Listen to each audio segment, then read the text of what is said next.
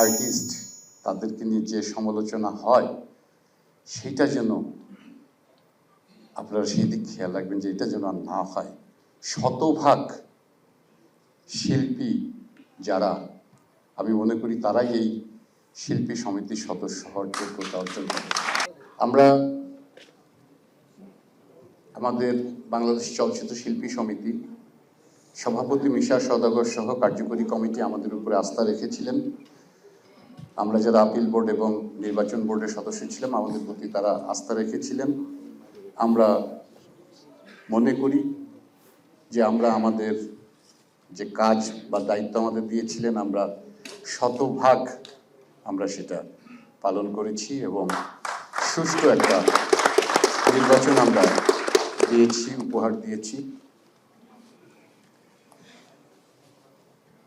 আমাদের বক্তৃতার কিছু নাই। আমাদের শিল্পী সমিতি হচ্ছে বাংলাদেশ চলচ্চিত্রের একটি ঐতিহ্যবাহী সংগঠন, যে সংগঠন আমাদের নায়করাজ রাজের হাত ধরে প্রতিষ্ঠিত হয়েছিল। সেরকম একটা সংগঠন। সেই সংগঠনের এই নবনির্বাচিতদের কাছে আমার একটি পাওয়া তাদের কাছে চাওয়া পাওয়া, সেটা হচ্ছে যে আপনারা, এটা আমার দাবি, আপনারা কার্যকরী কমিটি, আপনারা যারা আপনাদের শিল্পী এই সমিতিতে যাদেরকে অন্তর্ভুক্ত করবেন, দয়া করে আপনাদের যে নীতিমালা আছে সেই নীতিমালাটা অনুসরণ করবেন। এটা আমার দাবি আপনাদের কাছে।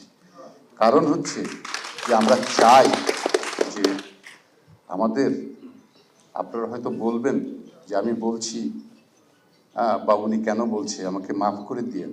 আমি বলছি যে সমাজ মাধ্যম, অনলাইন, এই যে ডিজিটাল প্ল্যাটফর্মগুলোতে যে সমস্ত আমরা বক্তব্যগুলো দেখি আমাদের সমিতিগুলো নিয়ে, আমাদের যারা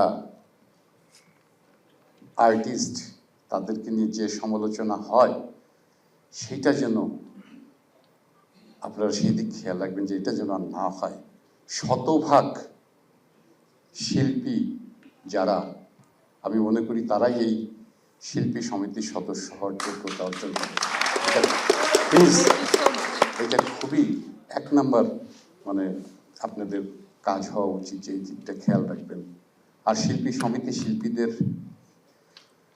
মান উন্নয়নের জন্য, শিল্পীদের সুবিধা দাবি দেওয়া আদায়ের জন্য এই সমিতি তারা শতভাগ চেষ্টা করবে।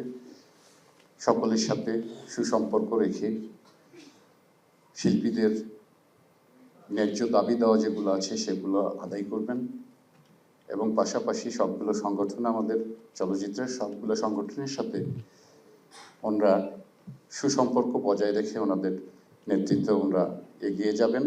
এবং আমি বেশি কিছু বলবো না। আমি এই শিল্পী সমিতির কার্যকরী কমিটির আগামী পথ চলার জন্য সুন্দর হয়, মসৃণ হয়, এই আশা ব্যক্ত করে আমি আমার বক্তব্য শেষ করছি। ধন্যবাদ।